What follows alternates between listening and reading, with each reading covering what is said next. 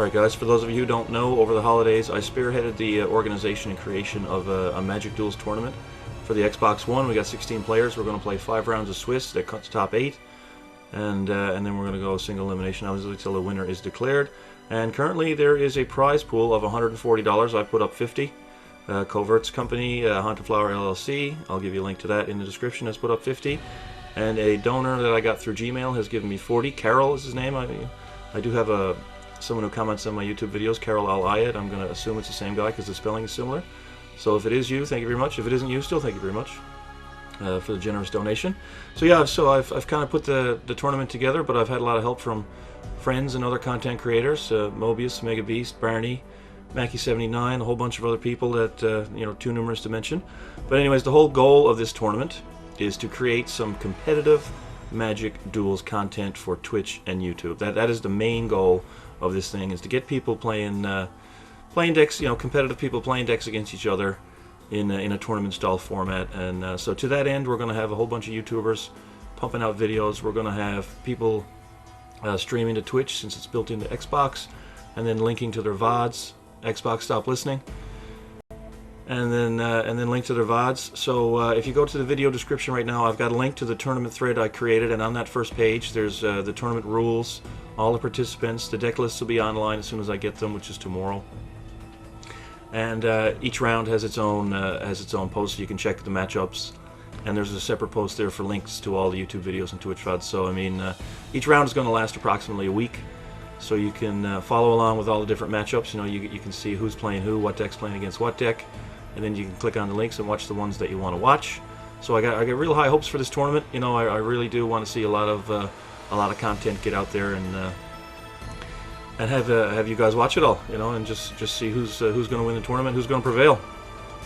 So with that in mind, as soon as I had this idea and I put it out there in an interest check thread, the first thing that came to me, when it comes to planning for a tournament, is what's my expected meta. So in my opinion, the Battle for Zendikar meta has been about ramp and control, and that's kind of the meta that I expected to face.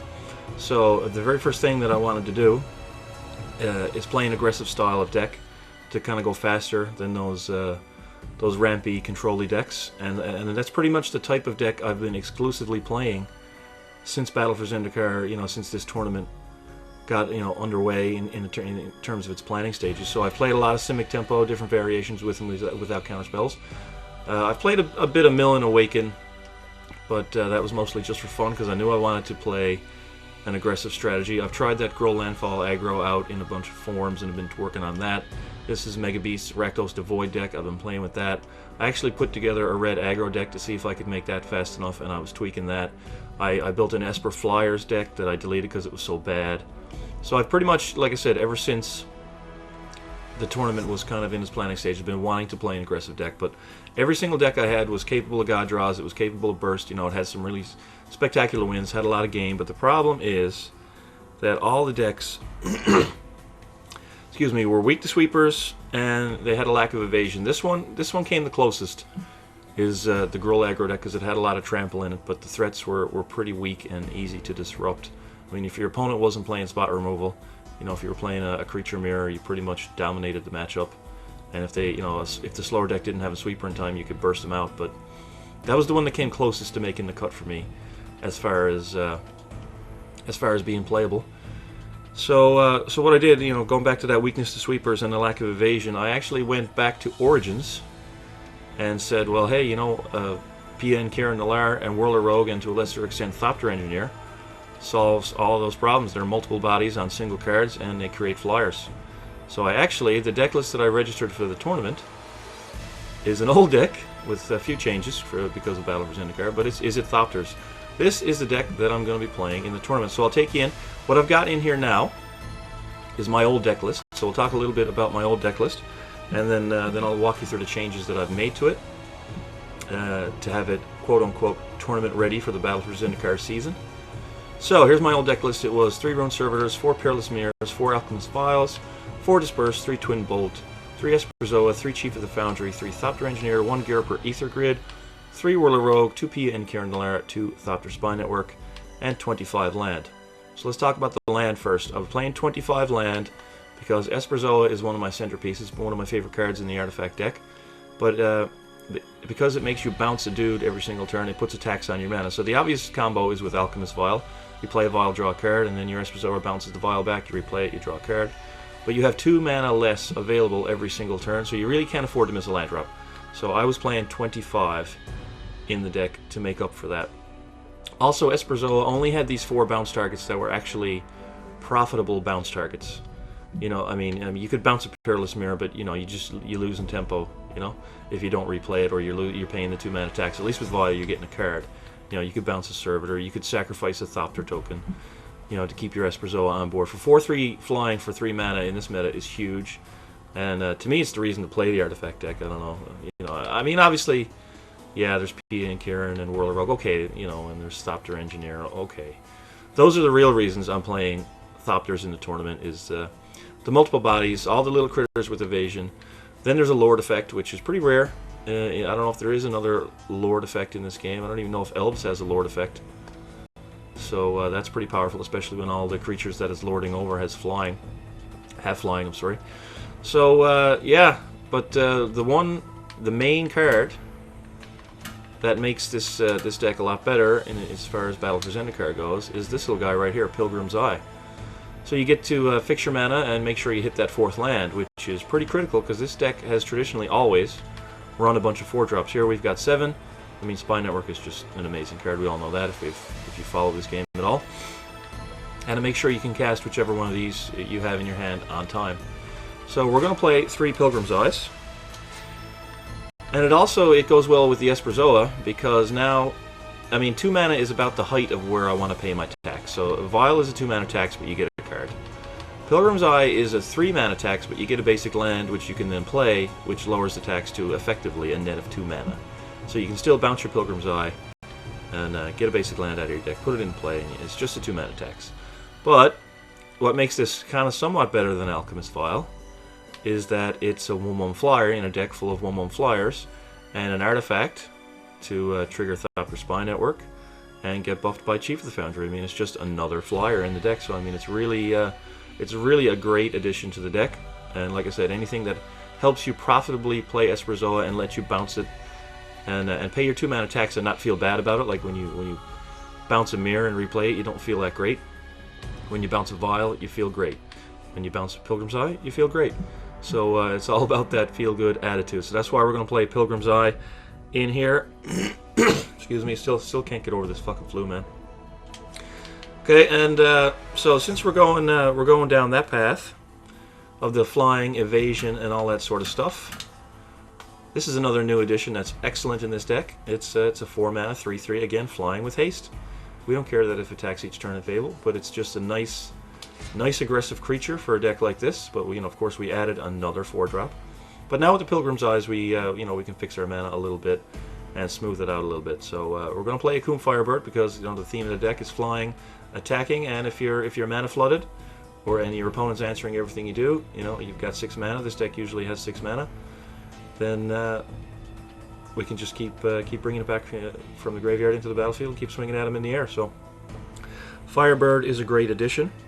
So now that we've got the Pilgrim's Eye, which is 3 more flyers, and this hasty flyer, we're going to go more down the straight burn them out path. So let's clear the filters here. So we're going to play the 4th Twin Bolt. We're just going to put all of these in because we're playing all the burn. And another card that's been a staple of all my decks since, I think when I made this is a deck, it was way back in sometime in August or something, or maybe early September, and I haven't really done much with it since. Firecraft is a must in a deck like this. I can't tell you why it wasn't in here and why I was playing shit like Disperse. Maybe I was high on drugs, or maybe I was drunk or something. I don't know. But Firecraft's got to go in. It's just, I mean, it's good value. It's the best burn spell we've got. If that isn't Rolling Thunder, but most decks can't afford to pay for Rolling Thunder. This is about the best rate you're going to get in duels. 4 damage for 3 mana, with the possibility to be uncounterable, which is actually a thing now since there are playable counterspells in the format. So we're going to add the Twin Bolt and the 2 Firecrafts. So that's what we're going to add to the deck. More burn, more flying, more haste, and yeah, more flying, more land, more stuff to work with Esperzoa. That's what we're going to add. Now what are we going to take away? Well, we're going to take away these disperses. These are too reactive. We're a proactive deck. We want to get on board. We want to burn. We want to attack. So disperse is gone. Aether Grid, a little bit too slow. I mean, it always was, but it was a fun card. It could get you out of some nasty situations. It gave you a little bit of room to make some techie plays, and it was fun. But overall, it doesn't make the cut. It gets cut instead. And we've got to make 2 more cuts. So, like I said earlier, we were playing 25 land to pay that Esperzo tax. But now with 3 Pilgrim's Eye, I'm going to cut one. I'm going to cut a land and go back to 24. I think I can get there. And the last cut, honestly, is going to be an Alchemist Vial. Because now, I used to have 4 actual profitable Esperzo bounces. Now I have 6. Even though I've cut a Vial, I have 6. So, I mean, Vial is great, but you don't usually ever, you know, you don't want multiples. When I had an Aether Grid, having multiples was great. Because you could tap 2 of them for a free damage every turn if your Vials weren't doing anything else. But, you know, one of the best things about Vial, that's not the Esperzo combo, is just being able to force through enough damage through a key blocker, or stop that lethal attack and then kill him in the air next turn. You know, I mean, that activated ability in this deck actually wins games. So, and the second best thing is the ability to have an artifact in play for Thopter Spy Network that isn't a creature. All these other artifacts, the P and Karen tokens, the Whirler Rogue tokens, the Engineer tokens, the Chief of the Foundry, the Pilgrim's Eye, Esperzo, Perilous Mirror Servitor, it all dies to creature removal. Alchemist Vial doesn't. So that's why you can keep that in play. You know, a lot of people run Enchantment Hate, but there's no naturalized type effects in this deck. I mean, most Enchantment Hate is just Enchantment Hate. Does Reclamation Sage hit artifacts? I can't remember. I mean, it's just, I don't know, maybe I'm wrong there. But people tend not to spend it on an Alchemist Vial, let's put it that way. They'll point it at your actual creature artifacts. So your Vial gets to sit there, or they'll point it at your Spy Network. But your Vial gets to sit there and trigger it, and you know, if your opponent's playing a heavy creature removal deck, then they can't stop your Spy Network from generating a flyer because you've got the Vial there. But I think, you know, now with the Pilgrim's Eye in play, I think we can cut to 3. So this is the deck. I'm going to go tweak the mana base a little bit to what I submitted to DJ. So now it's 3 Rune Servitor, 4 Perilous Mirror, 3 Vials, 4 Twin Bolts, 3 Esperzos, 3 Pilgrim's Eyes, 3 Chief of the Foundry, 3 Thopter Engineer, 2 Firecraft, 3 Rogues, Whirler Rogues, 1 Hakeem Firebird, 2 Pia and Kiernalar, 2 Thopter Spy Network. So what I'm going to do, I'm still playing 3 Foundries, 4 Guild Gates, 2 Sulphur Falls. I'm actually going to drop 2 Islands and add them out. And we're going with an even split here. I used to be a bit more blue-centric because there's 3 Whirler Rogues and only 2 P and Karens, but now I've added an Hakeem Firebird, so now it's an even split here, with the exception of Spy Network, which isn't really something you generally play on the 4th turn. But now we've got the Firecraft in here as well, so I need a little bit more red, and I think we can get away with an even split, because whichever one we don't, Pilgrims, you know, if we don't draw double of one color, Pilgrims, I can kind of fix it up a little bit. And for that last card, I'm actually going to be a little bit greedy and not put in a colored source, and I'm going to put in 1 copy of Blighted Gorge, because I've been playing this in the Grohl Landfall aggro deck, and I've been pretty impressed. You know, it's 6 mana for 2 damage, but it's a land, it's uncounterable. You know, your opponent can't stop it, and then you can just crack it and kill him. And I mean, it can go to a creature if you need it to. If I'm ever pointing a Blighted Gorge at a creature, I'm probably in pretty bad shape. But I'm going to play a 4th brown land and squeeze an extra shock into my mana base, just, you know, for those long games where you need to get there. So yeah, that's the deck that I'm going to be playing in the Xbox One tournament. So you'll start to see coverage of that on my channel and other channels. Like I said, check the video description for the link to the tournament thread that I set up.